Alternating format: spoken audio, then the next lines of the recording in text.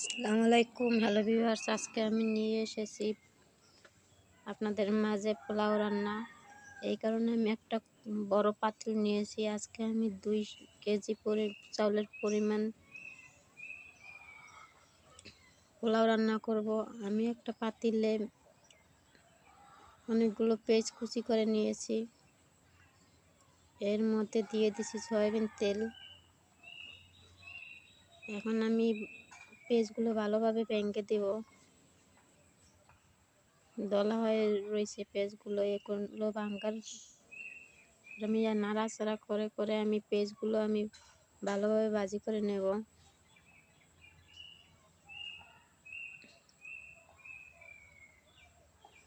তো আমার যে ভিডিও না টেনে সম্পূর্ণ ভিডিও দেখার অনুরোধ রইল এবং আমার চ্যানেলে যারা নতুন আছেন সবাই আমার চ্যানেলটা সাবস্ক্রাইব করবেন।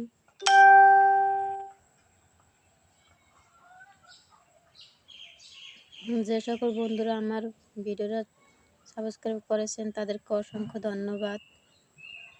দেখুন আমার পেস্টটা ভাজি করা হয়ে গেছে প্রায়।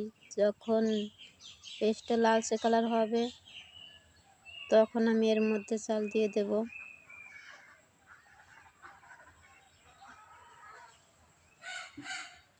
দেখেন আমার পেস্টটা প্রায় ভাজি করা হয়ে গেছে। এখন আমি কিছু পেঁয়াজ এর মধ্যে থেকে তুলে রাখবো। আমি কিছু পেঁয়াজ তুলে রেখে এর মধ্যে আমি পোলাও চাল ধুয়ে রাখছিলাম, ধুয়ে ভালোভাবে ছেঁকে রাখছি যাতে কোনো পানি না থাকে। এখন আমি এই চালটা নাড়াচাড়া করে দেব।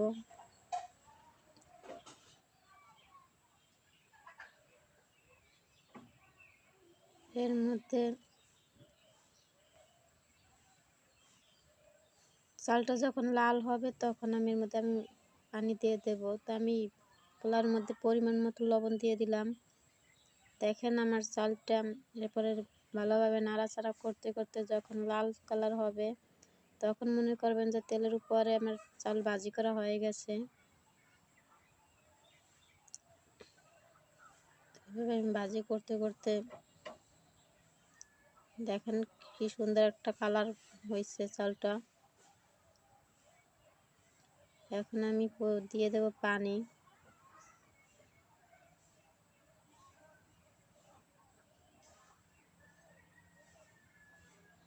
তো পানি দিয়ে চারপাশে লেগে থাকা চালগুলো ধুয়ে নামিয়ে দিলাম। দেখেন আমি পানি কতটুকু পরিমাণ দিয়েছি।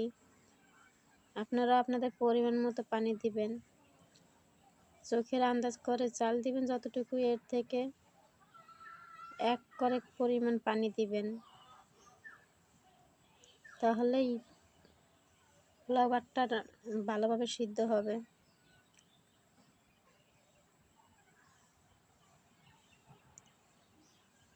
এরপর আমি এর মধ্যে কয়েকটা দারচিনি এলাচ ভেঙে দিলাম। এখন আমি 2টা পোলাও পাতা এনেছি। তো আপনারা চাইলে তেজপাতাও দিতে পারেন। আমি পোলাও পাতাটা এভাবে একটু আগুনের মধ্যে সেঁকা দিলাম। সেঁকা দিলে সুন্দর ঘ্রাণ ছাড়ে, তাই আমি এভাবে সেঁকা দিয়ে পরে ধুয়ে ছোট্ট ছোট্ট করে কেটে দিয়ে দেব। দেখেন আমি পাতাটা কি সুন্দর করে আমি ধুয়ে আনলাম, ধুয়ে এনেছি। এখন আমি এগুলো ছিঁড়ে পোলাও ভাতের মধ্যে দিয়ে দিলে ঘ্রাণটা খুব সুন্দর হয়। আমি দেখেন ছোট ছোট করে কেটে দিয়ে দিছি। এখন এগুলো আমি খুন্তি দিয়ে ভিতরে ঢুকিয়ে দেব যাতে পাতাটা ভাতের মধ্যে থাকে এবং নাড়াচাড়া দিলে ঘ্রাণটা খুব ভালো হয়। তো আমার ভিডিও দেখে সবাই অবশ্যই কমেন্ট করবেন, লাইক দিবেন, আর সবাই কমেন্ট করে জানাবেন আমার ভিডিও কেমন হয়েছে।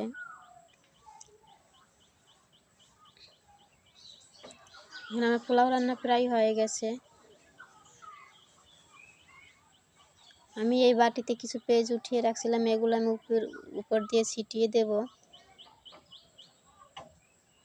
দেখেন আমি এগুলো এখন খুন্তি দিয়ে আমি ভালোভাবে ছিটিয়ে ছিটিয়ে দেব, বা হাত দিয়েও আপনারা দিতে পারেন।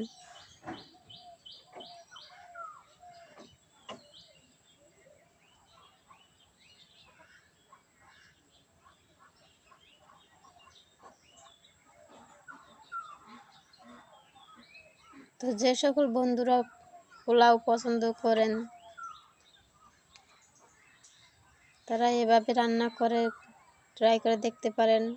এবং এই পোলাও দেখে যদি কারো খেতে ইচ্ছে করে, আপনাদের দাওয়াত রইল। আমি একটু লবণ কম হয়েছে, এই কারণে আমি উপর দিয়ে আর একটু লবণ ছিটিয়ে দিয়ে আমি এই পোলাও পাটটা আমি ভালোভাবে নাড়াচাড়া করে দেব, নিচেরগুলো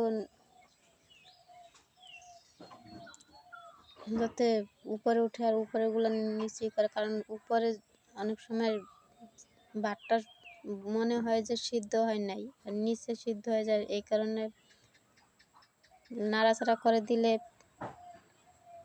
সবগুলো সিদ্ধ হয়ে যায়। আমি এভাবে নাড়াচাড়া করে পরে ঢেকে রাখবো খাওয়ার আগ পর্যন্ত, তাহলে আমার সব ভাতটাই সিদ্ধ হয়ে যাবে।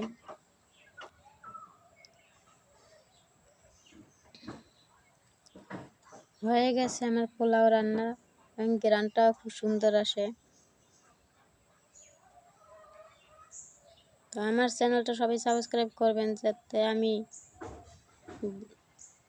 ভিডিও আপলোড দেওয়ার সাথে সাথে সবার ফোনে এই নোটিফিকেশন চলে যায়। আর বন্ধুদের তোমাদের কাছে একটাই অনুরোধ, আমার ভিডিও দেখে সবাই কমেন্ট করে অবশ্যই জানাবা। তো ভালো থাকো, সুস্থ থাকো, সবাইকে ধন্যবাদ। আল্লাহ হাফেজ।